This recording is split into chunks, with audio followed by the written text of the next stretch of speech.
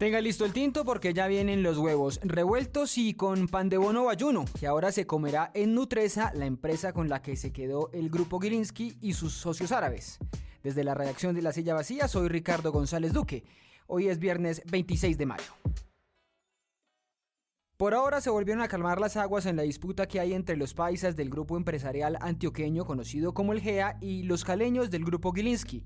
Los dos cacaos empresariales llegaron a un acuerdo con el que el grupo alimenticio Nutresa queda en manos de Gilinski y los árabes.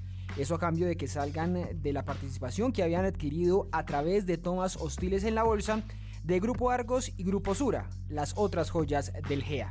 Eso quiere decir que marcas como Alimentos Zenú, Chocolates Jet, Galletas Nobel o incluso las hamburguesas El Corral, que son de Nutresa, dejen de ser de propiedad paisa. Para entender por qué ha sido tan apasionante este enfrentamiento empresarial hay que irse a dos momentos. Los años 80, cuando se estableció informalmente el llamado Sindicato Antioqueño, con el que los paisas se compraron empresas entre sí para evitar que fueran adquiridas por Julio Mario Santo Domingo o Carlos Ardila Lule, que eran los cacaos de la época. Y después, en los años 90, cuando se dio el primer enfrentamiento entre el GEA y los Gilinski por la propiedad de Bancolombia, una pelea que se prolongó por años en los estrados judiciales. Acá ha habido un impresionante pulso económico, político, mediático y hasta regionalista que ya veremos si llegó a su fin.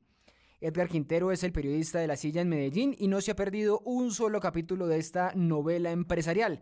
Hola Edgar, gracias por estar de nuevo por acá. Hola Ricardo, gracias por invitarme. Bueno, ¿cómo es que empezó esta pelea empresarial que ya decíamos se vivió en los 90 pero se reactivó ahora recientemente en 2021? Sí, como usted lo dice, esto empezó a finales del 2021 cuando los Gilinski, respaldados financieramente por capital árabe, lanzaron una toma hostil por los conglomerados que componen lo que llamamos el GEA.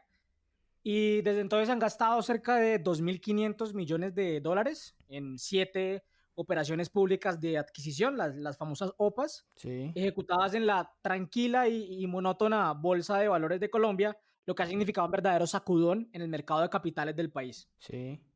Y el objetivo de los Gilinski y sus socios eran hacerse con una cantidad suficiente de acciones que les permitiera controlar las administraciones de las compañías, o sea, sus juntas directivas donde se toman las decisiones importantes, pero no lo consiguieron, a pesar de tener el 38% de las acciones de Sura y el 31% de Nutresa. Sí. Y los antioqueños siguieron resistiendo como esos embates por sacarlos del control de las compañías, respaldados también por accionistas minoritarios que están alineados con su visión empresarial.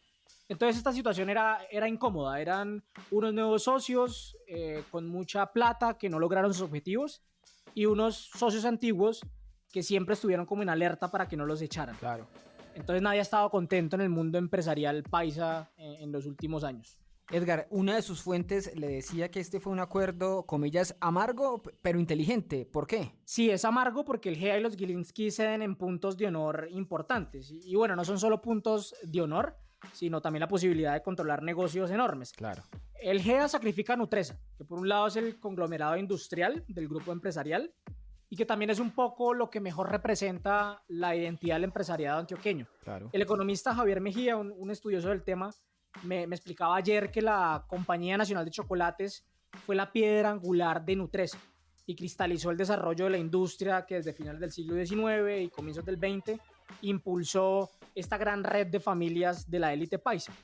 Y por otro lado, los Gilinski renuncian a lo que parecía ser su principal objetivo, que era el control de Bancolombia, el banco más grande del país y cuyo dueño principal es Sura, de donde tienen que salir por el acuerdo logrado. Se alejan de Bancolombia. Entonces, por eso hablamos de un acuerdo amargo, pero también es inteligente, porque lo que había en el horizonte era una tortuosa batalla legal entre los dos grupos económicos. Si no hubiera existido este acuerdo, Edgar, ya se hablaba de que venía un combate gigante de abogados. ¿Cómo iba a ser eso? De hecho, ese combate ya se estaba dando, y desde las primeras OPAs ya estaba claro que después del pulso en el mercado de capitales venía un toma y dame legal con jueces y ante los reguladores. Y además estaba el ruido por la independencia de los reguladores. Por un lado, Willy Escobar, superintendente de sociedades, que fue nombrado por la exministra María Jimena Lombana, que es miembro de Junta de los Gilinski en Sura. Y por otro lado, el nombramiento reciente del economista César Ferrari como superintendente financiero, que es cercano al presidente Gustavo Petro y que también tenía intranquilos a los del GEA. Esto por los vínculos que desde su época como congresista tenía el presidente con los banqueros caleños.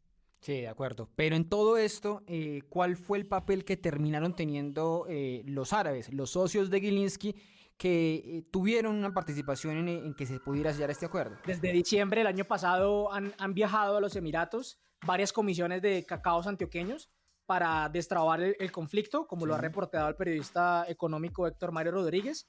Y de hecho, diversos analistas coinciden en que son los árabes los grandes ganadores del acuerdo.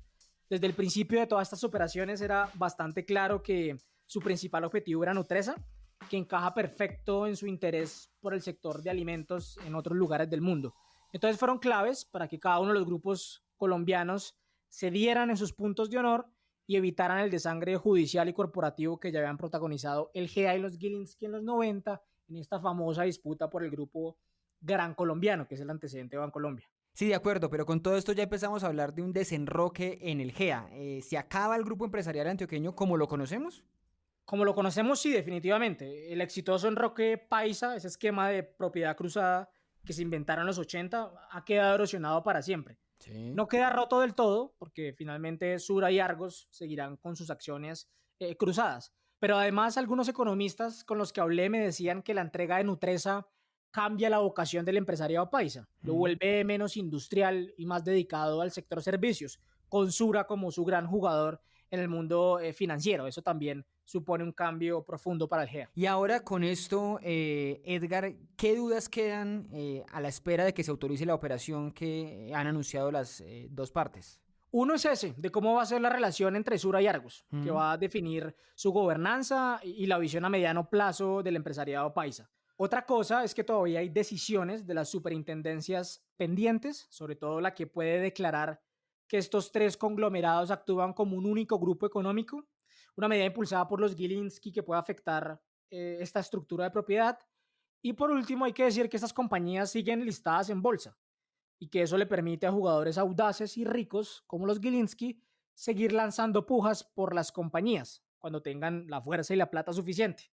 Por ahora parecen renunciar a Bancolombia, pero nadie tiene una bola de cristal para adivinar el futuro de los mercados. Eso le iba a decir, Edgar, que la disputa por Bancolombia no sé si la vayan a dar por perdida completamente los Gilinski. Es una pausa quizá en ese intento por llegar al banco más grande de Colombia. Edgar, muchas gracias por pasar por acá. A usted, Ricardo. Y empieza el día con estas movidas. El Consejo de Estado anuló la elección del Contralor General Carlos Hernán Rodríguez al encontrar irregularidades en la lista presentada para que el Congreso eligiera al funcionario. Ahora el proceso deberá reiniciarse desde la convocatoria del examen de elegibles. Hasta el 8 de junio se va a prolongar el tercer ciclo de diálogos entre el gobierno y el ELN en Cuba. Las delegaciones siguen discutiendo, entre otros temas, el cese al fuego bilateral. Y pasó a sanción presidencial la ley denominada Dejen de Fregar, que restringe las llamadas, mensajes de texto y correos electrónicos de quienes llaman a cobrar. El horario permitido es de lunes a viernes de 7 de la mañana a 7 de la noche y los sábados de 7 de la mañana a 3 de la tarde. Esta y todas las movidas de poder las encuentra en lasillavacía.com, en nuestras redes y en el en vivo. Y por acá cada mañana reciba su desayuno político favorito. Ahora quédese con nuestra ñapa semanal contra la desinformación, Huevos Revueltos con Mentiras, disponible en el canal de Huevos Revueltos. Soy Ricardo González Duque. Feliz fin de semana.